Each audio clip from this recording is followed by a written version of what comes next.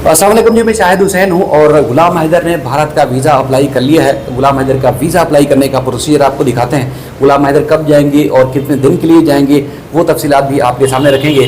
गुज़श्ता रोज़ गुलाम हैदर के चैनल पे हमने आपको तफसीलात बताई थी, जिसमें हमने बताया था कि पाकिस्तान से आज तक गुलाम हैदर की कानूनी जो मामलत की जा रही है और अब तक जारी है, जो आइंदा जब तक केस ख़त्म नहीं होगा, वो अंसार बर्नी ट्रस्ट की जानिब से है और उनका ट्रस्ट जो है वो काम कर रहा है।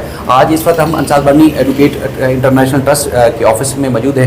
गुलाम हैदर अंदर हैं, अंदर जाके सारी तफसीलात आपको दिखाते हैं और हम आपके जो इनका ऑफिस का विजिट है वो भी कराते हैं, क्योंकि कुछ अर्सा पहले आपने देखा होगा कि रात के औकात में ऑफिस में आग लग गई थी और उसके बाद ऑफिस जलकर खाकतर हो गया था।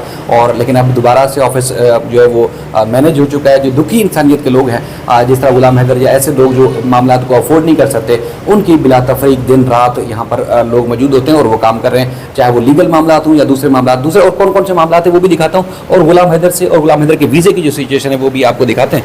ये ऑफिस है अंसार बर्नी साहब ट्रस्ट का, और सबसे पहला जो उनका स्लोगन है ऑफिस का, ह्यूमन ट्रैफिकिंग, लीगल एड्स, और उसके अलावा प्रिजनर्स एड, और उसके साथ साथ मिसिंग पर्सन के इश्यूज़ हैं तो उसको भी देखते हैं, और उसके साथ साथ जो किसी के साथ नाइंसाफ़ी हुई है तो उस मामले को भी देखते हैं। ह्यूमन राइट्स के मामला को, पानी के प्रोजेक्ट्स हों या उसके बाद कोई वायलेशन होती है, कोई वायलेंस किया जाता है, उस वायलेंस के ऊपर भी इनका जो ऑफिस है वो काम कर रहा है। और पिछले तकरीबन कोई 40-44 साल से इनका ऑफिस जो खिदमात इस तरह अंजाम दे रहा है। 1980 से इनकी ऑफिस की जो है वो खिदमात का सिलसिला जारी। आगे गुलाम हैदर हैं और गुलाम हैदर से और कुर्रतुल ऐन साहिबा, चूँकि आज जो एक बड़ा दिन है गुलाम हैदर के लिए ख़ास तौर पर, कि उनके जो बच्चे हैं वो बहुत जल्द उनको मिलने का इम्कान है। जिस तरह बर्नी साहब ने कमिटमेंट की थी स्टार्ट से, हम जब आए थे उन्होंने कहा जी मैं इस केस में जिस तरह माजी में भी लोगों के लिए खिदमात अंजाम दी, उनके बच्चे उन तक मिलवाने के लिए मैंने कोशिश की, तो गुलाम हैदर के हम बच्चे वापस दिलवाएंगे।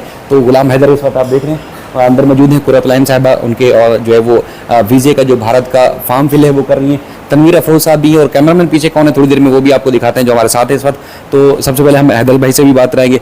ये आप उनके देख रहे हैं कि ह्यूमन ट्रैफिकिंग खासतौर पर इनका जो सबसे बड़ा जो काम है ह्यूमन ट्रैफिकिंग का है, उसकी रोकथाम के लिए 2005 में जो अमेरिका ने एक इनको हीरो करार दिया था, उसका सर्टिफिकेट है। और उसके अलावा ह्यूमन ट्रैफिकिंग के ऊपर जो मिडिल ईस्ट और दीगर ममालिक में जो बच्चों को स्मगल किया जाता था उसके खिलाफ उन्होंने रोकथाम की। तो उनका जो मेन स्लोगन है वो एंटी ह्यूमन ट्रैफिकिंग है, यानी कि जो इंसानी स्मगलिंग है उसकी रोकथाम के लिए इन्होंने शुरू से काम किए। और यही वो गुलाम हैदर का भी केस है कि यहाँ से पाकिस्तान से सीमा हैदर और कुछ और लोग जो कि मुबैना तौर पर नामालूम है, अब तक जो है शायद भारतीय इदारों ने तहकीकात नहीं की, वो मुलव्वस हैं गुलाम हैदर के 4 बच्चों को यहाँ से स्मगल करके भारत मुंतकिल करने के हवाले से। और यही केस नेपाल और यही केस पाकिस्तान को भी मामला को भी लेके चल रहा है। तो आगे आते हैं। और गुलाम हैदर साहब अब आज हमारे साथ हैं और आपका वीज़ा अप्लाई हो रहा है और बहुत सारे लोग सवाल करते थे आपसे, तो अब आज कैसा महसूस कर रहे हैं ये सारा काम होने के बाद? शायद भाई बिल्कुल अच्छा महसूस कर रहा हूँ और खुशी भी है। माशाल्लाह कुर्रतुल ऐन साहिबा जो हमारी बहन है बैठा हुआ है, अंसार बर्नी साहब से बात हुई तो जैसे वीज़ा तो अप्लाई कर चुके हैं। मज़ीद डिटेल आप पूछें तो क्या हो रहा है प्रोसेस आगे? ये बताएं कि और किस किस को साथ लेके जा रहे हैं, क्योंकि लोगों की बड़ी डिमांड है कि वहाँ जाएं और जो लोग यहाँ से आवाज़ उठाते हैं तो उनको वो आपके साथ जाएं और आपके बच्चे वापस दिलाने में साथ आएँ। नहीं, ये मैं तो अकेला ही जा रहा हूँ, मेरे साथ कोई भी नहीं है। अकेले जाएंगे आप? जी जी, अगर ख्वाहिश थी कि मैं आपके साथ जाता आओ तो अच्छी बात है, मगर कोई हमारे साथ भेजना चाह रहे हैं तो उनको कहना चाहता हूँ कि आप दे रहे हो तो कोई हमें इनकार नहीं करेंगे, उसको भी साथ लेके जाएंगे। हाँ, जिसकी कोई जी इनकार नहीं करेंगे। चलिए कुर्रतुल ऐन साहिबा, आपका शुक्रिया, आपने टाइम दिया। कल बात हुई थी, कल गुलाम हैदर कराची पहुँचे और आज आपने वो काम किया जो कि एक अरसे से गुलाम हैदर कोशिश कर रहे थे कि उनका हो नहीं पा रहा था।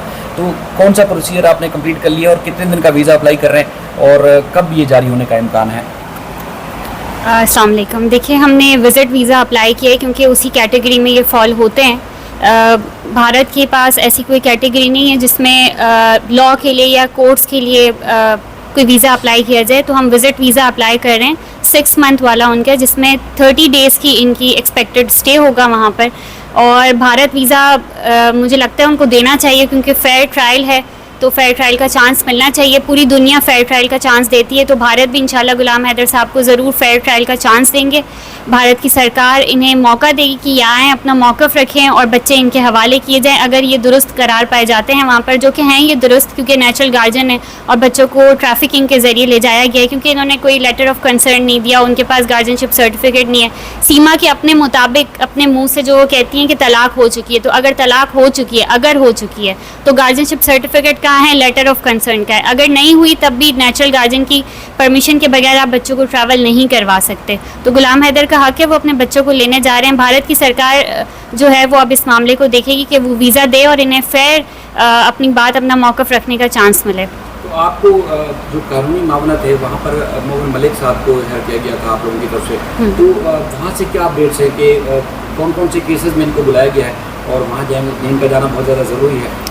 देखिए, केस मोमिन मलिक साहब जो हैं उन्होंने बहुत सारे केसेस डाल दिए हैं सीमा हैदर पे, और उसका रीज़न ये है कि उन मतलब जो मोमिन मलिक साहब ने पहले किया वो सारा कुछ उनकी रियासत को करना चाहिए था। मतलब इंडिया को खुद उन सारे केसेस में सीमा हैदर को बंद करना चाहिए था। उनकी डिवोर्स अब तक नहीं हुई है, डिवोर्स चैलेंजिंग है कि डिवोर्स का स्टेटस क्या है। उसके बाद कन्वर्जन, बच्चों की कन्वर्जन, बच्चों की जान को ख़तरा है, बच्चों का नेशनल गार्जियन यहाँ पर मौजूद है। तो सारे केसेस में जब तक गुलाम हैदर का मौक़िफ़ सामने नहीं आता तब तक वन साइडेड फैसला होगा, और वन साइडेड फैसले की कोई हैसियत नहीं है, क्योंकि सीमा तो कुछ भी कहे जा रही हैं। तो मोमिन मलिक साहब वहाँ पर जितनी भी लीगल प्रोसीडिंग्स कर रहे हैं उन सब में गुलाम हैदर का, क्योंकि विक्टिम ये हैं, तो विक्टिम का स्टेटमेंट होना बहुत ज़रूरी है। अच्छा, ये चूँकि स्लोगन है अंसार बनी ट्रस्ट इंटरनेशनल का, एंटी ह्यूमन ट्रैफिकिंग, तो अब तक की जो इन्वेस्टिगेशन है और जो लीगल फ्रेमवर्क आप लोगों ने किया है उसके हिसाब से आपको ये तस्दीक हो चुकी है कि बच्चों की ट्रैफिकिंग ही हुई है? देखिए, यकीनन बच्चों की ट्रैफिकिंग हुई है, क्योंकि वेलफेयर ऑफ माइनर पे वहाँ सीमा हैदर कोई काम नहीं कर रही। इंडिया और पाकिस्तान के स्टेटस में कोई इतना बड़ा फ़र्क नहीं है कि वो उनको वेलफेयर ऑफ माइनर के लिए वहाँ ले जाया गया है। यूरोप नहीं गए, वो अमेरिका नहीं गए, वो यूके नहीं गए, बच्चों को इंडिया ले जाया गया है। वहाँ पर उनका लिविंग स्टैंडर्ड क्या है, उनका स्कूलिंग का क्या प्रोसीजर चल रहा है, वो खाते क्या हैं, पीते क्या हैं। उसके अलावा सीमा बच्चों के ऊपर काम नहीं कर रही। वो तो मीडिया हाइप हुई तो फिर बच्चों को भी उन्होंने थोड़ा बहुत दिखाया, अदरवाइज़ तो वो यही कर रही थी कि अपना डांस कर रही थी, अपनी वीडियोज़ बना रही थी कि मैं जो है वो दिखनी चाहिए हूँ, मैं उसके साथ सेटिस्फाई हूँ, सचिन के साथ। बच्चों का जिक्र पहले नहीं था। बच्चों का जिक्र तो जब मीडिया ने बहुत ज़्यादा हाइप क्रिएट की फिर आया। उसके बाद जिस एरिया में वो रह रही हैं वहाँ पर वैसे भी क्राइम रेट बहुत ज़्यादा हाई है। मैं नहीं कह रही, ये इंडियन रिपोर्ट्स कहती हैं, वहाँ का जो अपना क्राइम रिपोर्टर्स वगैरह हैं वो ये बात कहते हैं। तो उसमें इतना ज़्यादा क्राइम रेट हाई है, वहाँ पर ये बच्चे मौजूद हैं, फिर उनकी फोर्स कन्वर्जन हो चुकी है बच्चों की। तो इस हवाले से ये प्योरली ट्रैफिकिंग का केस है, और कोई पता नहीं कि मीडिया की नज़र अगर हटती है तो इन बच्चों के कल को ऑर्गन्स सेल कर दिए जाते हैं, ऑर्गन्स निकाल दिए जाते हैं, और उन बच्चों के साथ क्या होता है, बोन मैरो है, किडनीज़ हैं, हार्ट है, तो क्या पता आंखें हैं, बच्चों की क्या क्या चीज़ें सेल हो जाती हैं। तो प्योरली ह्यूमन ट्रैफिकिंग का केस है। 4 बच्चे ट्रैफिकिंग करके ले जाए गए हैं। वो तो मीडिया ने थोड़ा सा हाइप दे दिया, तो अब वो बच्चों को मीडिया पे लाने के लिए दिखा रहे हैं, लेकिन कोई नहीं पता कि कल को मीडिया की नज़र हटती है तो इन बच्चों के साथ फिर क्या होता है। गुलाम हैदर का भारत जाना कितना फ्रूटफुल हो सकता है, और अंसार बनी ट्रस्ट इंटरनेशनल ने डे 1 से जो इनकी मामनत की है वो उस विजिट के दौरान उसके बाद भी जारी रहेगी? देखिए, मामनत चाहे गुलाम हैदर की हो या चाहे दुनिया भर में पाकिस्तानी हो या गैर मुल्की हो, जो भी फंसे हुए हैं उनकी अंसार बनी ट्रस्ट मदद करता है और करता रहेगा। और गुलाम हैदर का जाना फ्रूटफुल इसलिए कि जब तक फेयर चांस नहीं मिलेगा अपना मौक़िफ़ रखने का, ठीक है अगर ये गलत भी हैं तो ये अपने आप को प्रूफ तो करें, अपनी बात तो रखेंगे। तो जब तक एक इंसान अपना मौक़िफ़ नहीं रखेगा तब तक उसके बारे में आप कैसे राय कायम कर सकते हैं। अब तक तो भारत की आवाम ने, भारत के लॉ ने सिर्फ सीमा हैदर के वो वर्जन सुने हैं जो वो अपनी मर्ज़ी से दिए जा रही है। ना उन्होंने कोई सबूत पेश किए हैं अब तक, ना उनके वकील ने कोई सबूत। अनफॉर्चुनेटली उनके वकील के पास तो लॉ की कोई मालूमात है ही नहीं। ये लॉ की मालूमात भी मोमिन मलिक साहब या हम लोग उनको देते रहते। तो गुलाम हैदर का जाना, वहाँ पर अपना मौक़िफ़ रखना दुनिया को ये पैगाम देगा कि कोई औरत कार्ड खेलकर अगर भागता है तो फिर मर्द भी कमज़ोर नहीं है, वो भी अपने बच्चों के लिए वैसे ही फ़ाइट करता है जैसे हम नॉर्मली देखते हैं, बस माँ और माँ के हुकूक और औरत के हुकूक। लेकिन एक मर्द भी उसी तरह से फ़ाइट दे रहा है अपने बच्चों के लिए। एक मर्द भी उतना ही प्यार करता है, बस क्योंकि वो घर से बाहर होता है, रिस्पॉन्सिबिलिटीज़ निभा रहा होता है, तो उस तरह से शो नहीं कर पा रहा होता।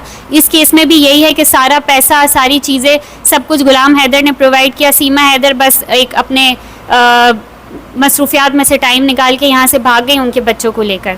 सीमा हैदर का एक अक्सर ये सवाल रहता है लोगों के सामने भी, आज भी एक वीडियो उसने शेयर की कि नॉन मुस्लिम जो है पाकिस्तान में सेफ नहीं है, तो आप चूँकि खुद वकील हैं, प्रैक्टिस करती हैं, अदालतों में जाती हैं, तो कितने ऐसे आपके सामने नॉन मुस्लिम आते हैं जिनको पाकिस्तान में मुसलमानों की निस्बत कम उनको राइट्स मिलते हैं? देखिए, हमारे कॉन्स्टिट्यूशन में हो या हमारे लॉ में, माइनॉरिटीज़ के सबसे अलग लॉज बने हुए हैं, उनको अलग प्रोटेक्शन है, उनकी बात ज़्यादा जल्दी सुनी जाती है। तो ऐसी कोई बात नहीं है। अगर ऐसी ही बात होती तो सीमा हैदर कोई ना कोई अपने यहाँ पर दोस्त बताती, जैसे कि वो कहती हैं कि मैं तो पाकिस्तान में रहते हुए ही कन्वर्ट हो चुकी थी, तो कौन से मंदिर में, कौन सी जगह वो जाती थी, कौन सी गिरजाघरों में वो जाती थी, कौन सी इबादत गाहों में जाती थी, वहाँ के कोई तो लोग होंगे जो इनको ये बता रहे होंगे कि भाई हम पे जुल्म हो रहा है। तो कौन से नॉन मुस्लिम्स हैं जो उनको रिपोर्ट कर रहे हैं लेकिन पाकिस्तानी इदारों को रिपोर्ट नहीं कर रहे। सेकेंडली, वो मुसलमान होकर वो कह रही हैं कि मैं पाकिस्तान में रहते हुए कन्वर्ट हो गई थी और करवा चौथ भी मनाती थी, सब कुछ मनाती थी, तो वो उनको अगर आज़ादी थी उन चीज़ों की, तो जो डिक्लेयर्ड माइनॉरिटीज़ हैं उनको क्यों नहीं आज़ादी होगी। तो ऐसी कोई चीज़ नहीं है। पाकिस्तान में हर शहरी जो है वो महफूज है और उसके इक्वल राइट्स हैं जैसे कि किसी आम शहरी के होने चाहिए। चलिए, आपका थैंक यू। ये आपको क्लोजर देंगे इसका।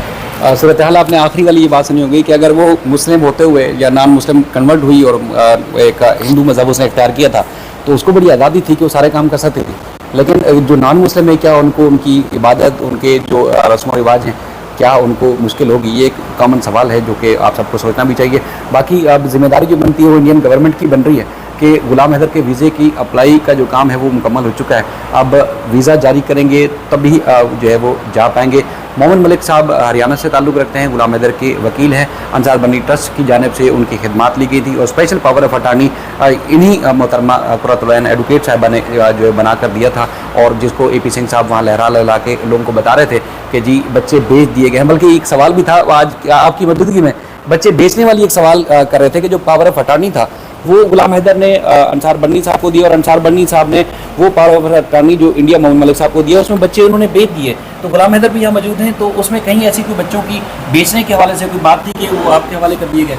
देखिए, पावर ऑफ अटर्नी दी जाती है, चाहे स्पेशल हो चाहे जर्नल हो। जब भी कोई बंदा वहाँ मौजूद नहीं होता तो वो अपने बिहाफ पे कुछ फैसले लेने के लिए किसी दूसरे बंदे को नॉमिनेट करता है। उस पावर ऑफ अटर्नी में लिखा हुआ है कि इन बच्चों से रेलेवेंट जो गार्जियन वार्ड के केसेस हैं या बच्चों से रेलेवेंट जो भी केसेस लड़े जाएंगे या सीमा हैदर और गुलाम हैदर के लिए जो केस होगा, उन केसेस की पावर ऑफ अटर्नी एक लॉयर को दी जाती है, यानी वकालतनामा पावर दी जाती है कि वो उसके बिहाफ पे कानूनी जंग लड़ सकता है। इसमें कहीं बच्चों को बेचने का जिक्र नहीं होता और बच्चों को इस तरह किसी को लिखकर दिया ही नहीं जा सकता। उसके प्रॉपर गार्जियनशिप सर्टिफिकेट्स बनती हैं, प्रॉपर तरीक़ेकार होता है। जब हम सगी माँ के लिए ये बात कह रहे हैं कि वो गुलाम हैदर की परमिशन के बगैर बच्चों को कहीं नहीं लेकर जा सकती थी, तो अंसार बनी ट्रस्ट को बच्चे कैसे ख़रीद सकता है या बच्चे कैसे वो बेच सकता है? तो ऐसी कोई बात नहीं। उन्होंने सिर्फ एक पावर ऑफ अटर्नी साइन की है जिसमें हमें इन केसेस को लड़ने की और इनके बिहाफ पे कानूनी जंग करने की इजाज़त दी गई है। वही पावर ऑफ अटर्नी मोमिन मलिक साहब को भी दी गई है।